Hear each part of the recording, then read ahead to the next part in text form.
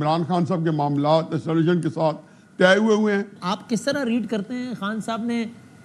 یعنی مجھے یہ سمجھا دیں ذرا. ایک طرف خان صاحب خط لکھتے ہیں تو وہاں سے جواب آتا ہے سیکیورٹی ذرائع کا کہ جناب ہمیں کوئی خط نہیں ملا اور ہمیں خط چاہیے بھی نہیں, ہمیں بات کرنے میں انٹرسٹڈ بھی نہیں ہے, ہم we don't even want to talk to you. اور دوسری طرف گنڈا پور صاحب کہتے ہیں کہ بھائی جان 99% طے ہو گئی یہ ساری باتیں میری, تو میں تو بلیک اور وائٹ میں لے آیا ہوں, ایک آدھ دن اور ملاقات ہوگی میری, چیزیں طے ہونے کے قریب ہیں. تو ایک طرف اتنا سخت جواب اور دوسری طرف یہ ایکسپلین کریں ذرا اس سچویشن ہمیں. شکریہ بہت بہت وسیم. پہلی تو بات یہ کہ مت بھولیں کہ مولانا محترم اور تحریک انصاف کی جو کانسٹیٹوئنسی ہے وہ ایک دوسرے کو کمپیٹ کر رہے ہیں.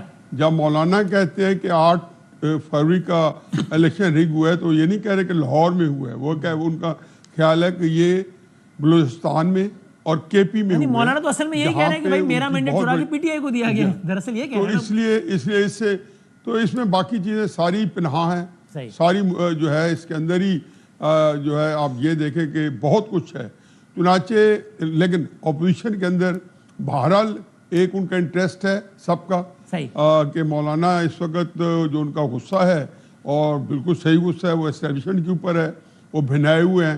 تحریک انصاف کا جو ایسٹیبلشمنٹ غصہ ہے وہ شاید تھوڑا سا ایڈجسٹیبل ہے, کیونکہ خان صاحب جو ہے ایسٹیبلشمنٹ کے ساتھ چلنے کے لیے جتنے جتن انہوں نے کیے پچھلے 3 سالوں کے اندر اور جتنا ایسٹیبلشمنٹ کے لیے انہوں نے ایک آسانیاں پیدا کی ہیں, چاہے انہوں نے پارٹی کے عہدے دیے ہیں یا انہوں نے جو حکومت کے اپوزیشن لیڈر, کے پی کے چیف منسٹر, پنجاب میں اپوزیشن لیڈر, تو کوئی ایسا نہیں دیا کہ وہ اسٹیبلشمنٹ کے ساتھ وجہ نزاع بن سکے. یہ خط بھی اسی جتن میں سے ایک ہے یا یہ خط ایک سخت پیغام ہے آپ کی نظر میں؟ دیکھیں میرا خیال ہے کہ یہ سارے یہ پیغام اس میں تو تھوڑا سا بعد میں کمنٹ کرتے ہیں, کیونکہ خان صاحب کے اندر تھوڑی سی جو ہے فرسٹریشن جو ہے پہلی بھی دیکھی گئی ہے, خصوصاً جب ان کے 3 دفعہ ڈی چوک کے اوپر آئے, پھر سنگجانی رک گئے, پھر ڈی چوک تک آئے اور ناکام گئے, یا امین گنڈا پور صاحب کو بڑے چھپتے چھپاتے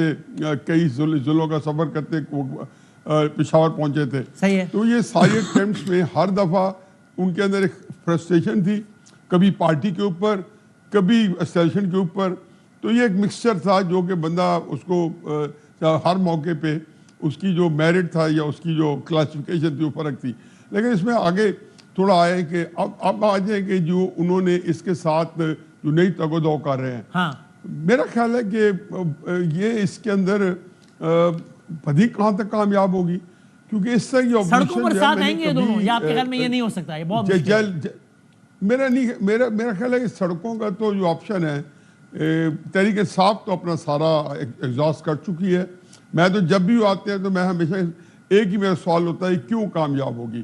عمران خان صاحب 8 فروری کے بعد 4-5 دفعہ پورے ملک میں لاک ڈاؤن کا اعلان کر چکے, چونکہ ہمیں اس لیے ذہن میں نہیں ہوگا کہ وہ اس سے یہ حاصل تھی, وہ صدابہ سرا ثابت ہوئے, ان کا کچھ بھی جو ہے اس کا اثر نہیں ہوا.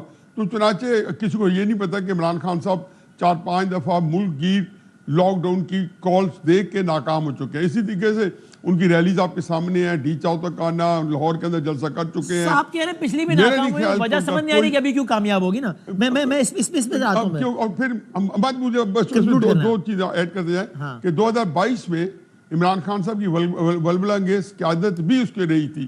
تو میرا خیال ہے کہ یہ جو اکٹھی ہے شاید وہ پریشر دے کے کچھ چیزیں منوانا چاہے. لیکن آخری بات یہ ہے کہ میں زیادہ سمجھتا ہوں کہ عمران خان صاحب کے معاملات ایسولیشن کے ساتھ طے ہوئے ہیں, لیکن یہ سارے جو طے ہوئے ہیں وہ اپنی کانسٹیٹوئنسی کو انہوں نے کیسے اس کو سیل کرنا ہے اور اس کو کیسے اس کے اندر لے کے چلنا ہے. ان کا سب سے بڑا ایشو یہ ہے کہ اپنے لوگوں کو کیسے یہ مال بیچیں گے جن کو کسی اور تو اکسا چکے ہیں. یہ بڑا انٹرسٹنگ ہے.